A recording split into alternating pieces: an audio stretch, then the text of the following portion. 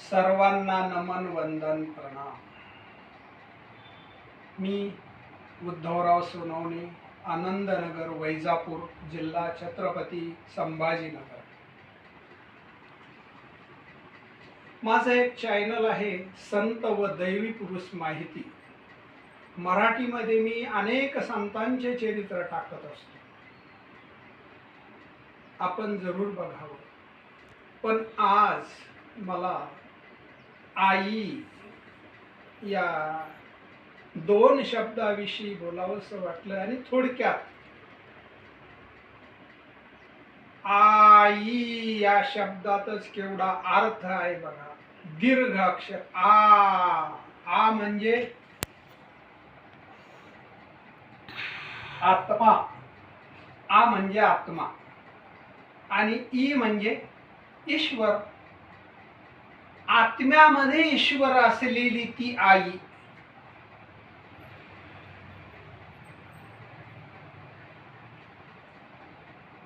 अरे चालताना आपल्याला जर ठेच लागली तर किती वेदना होतात।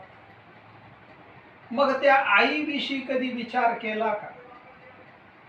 9 महिने पोटात सांभाळते, त्या काळामध्ये ती व्यवस्थित जेवतही नाही, माझ्या बाळाला त्रास होईल,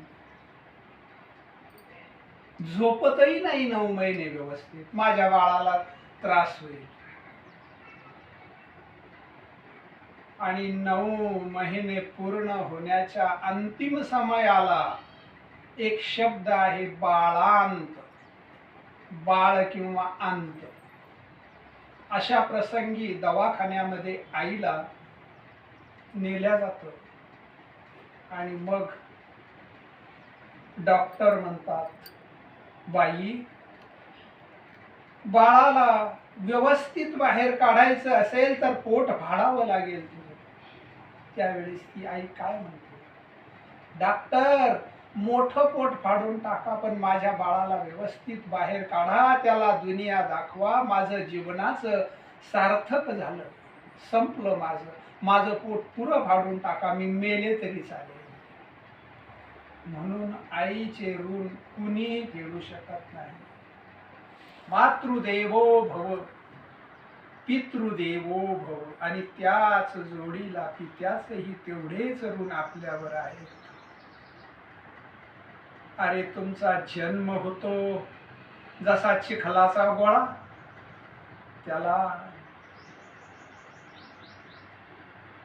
सगळं सांभाळणं, त्या बाळाचं आजारपण, त्या बाळाचं पुढे खेळणं बागडणं, कपडा, शिक्षण, नोकरीसाठी धडपड, उद्योगासाठी धडपड, पुढे 2चे 4 हात, हे सर्व करताना ती माता आणि तो पिता आता म्हातारे होतात। अशा प्रसंगी त्यांना एक आधाराची गरज वाटते। आणि काय आधार लागतो त्यांना? फक्त त्यांच्याशी गोड बोलावं, शांत बोलावं, नम्र बोलावं। आणि हा एक नियमही आहे। आपल्यापेक्षा वयाने मोठी माणसं कोणत्या जाती धर्माची असो, कोणी असो, स्त्री असो पुरुष असो, त्यांच्याशी आदरानं बोललं पाहिजे, गोड बोललं पाहिजे।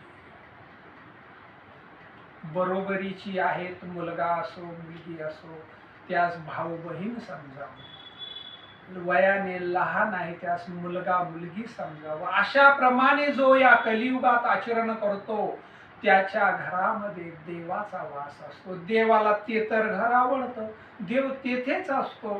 त्या घरातील दुःख दैन्य पळवून लावण्याचं साधन म्हणजे गोड बोलणं। गोड बोलणं हे तप आहे, गोड बोलणं हे भजन आहे, गोड बोलणं हे पुण्यकर्म आहे। आणि म्हणून जीवनामध्ये सर्वांशी गोड बोला, गोड राहा। किती सांगावं, शब्द अपुरे आहेत। अरे ज्या वेळेस मुलगी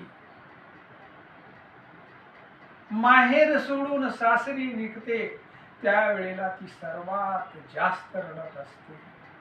का रडते तर तिला वाटतं माझ्या बाबाला आता कोण म्हणेल जेवण करा बाबा, खाऊ घाला, जेवण करा बाबा, खा, गोळी घ्या बाबा, दुखतं का, अंग दाबून देऊ का, कोण म्हणेल माझ्या बाबाला. म्हणून मुलगी सर्वात जास्त रडत असते जाताना.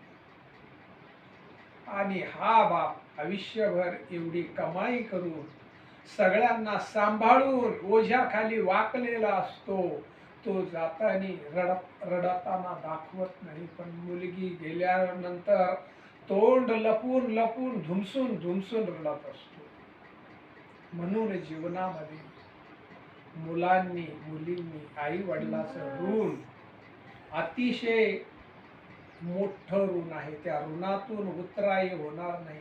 अरे सोपं आहे, मंदिरात मस्जिदीत आग्यारात कशातच जाण्याची गरज नाही. हे उदाहरण दिले कलियुगामध्ये भक्त पुंडलिकाने. काय केलं पुंडलिकाने? कुठे कोणत्या मंदिरात गेला, कुठं नामजप केलं, कुठं कीर्तन भजन केलं?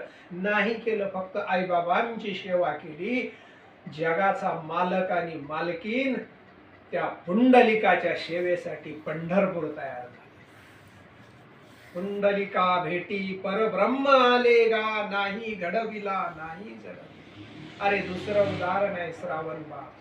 फक्त आईबाबांची सेवा केली, त्या श्रावणाचं चरित्र ऐकलं तरी दुःख, दैन्य, दारिद्र्य पळून जात. तिसरं उदाहरण आहे संभाजीनगर जिल्ह्यात दक्षिण काशी म्हणवणार पैठण नगरीचे शांती ब्रह्म संत एकनाथ महाराज. बालपणी माता पिता देवाघरी गेले, आजी आजोबांची सेवा केली, आजी आजोबांना देव तुल्य मानलं. आणि एवढंच नाही तर मुक्या प्राण्यावर दया केली रे. रामेश्वरमला पाण्याची गोदावरीतलं पाणी घेऊन सर्व विद्वान मंडळी पैठणची चालली असताना अचानकच मध्येच रस्त्यात एक गाढव तळमळ करत होतं पाण्याविना. इतर सगळे विद्वान म्हणाले चल एकनाथाने ते पाणी देवाला महादेवाला नेण्याचं पाणी गाढवाला पाजलं आणि गाढवाला मोठा आनंद झाला, त्याला जीवदान मिळालं. एकनाथ वापस आले, बाकीचे सगळे रामेश्वरमला पोहोचले. परंतु नाथाच्या घरी देवानी येऊन सेवा केली, झाडू मारणं, पाणी भरणं. म्हणून जीवनात परोपकार करा, दया, गोड बोलणं, शांत नम्र आणि सगळ्यांचे आशीर्वाद घ्या. जीवन तुमचं सुखी होईल, आनंदी होईल, गोड होईल, यात शंकाच नाही. माझ्या वाणीला जे दोन शब्द आई या विषयावरून, पिता या विषयावरून बोलावंसं वाटलं ते बोललो. तुम्हाला जर योग्य वाटत असेल मी जे बोललो, माझी एकच विनंती आहे, माझ्या या चॅनलला लाईक करा, सबस्क्राईब करा, कमेंट करा, कारण मी अनेक नवनवीन व्हिडिओ टाकील, माझा उत्साह वाढेल. वाणीला पूर्ण विराम देतो. जय हिंद, जय भारत, जय महाराज.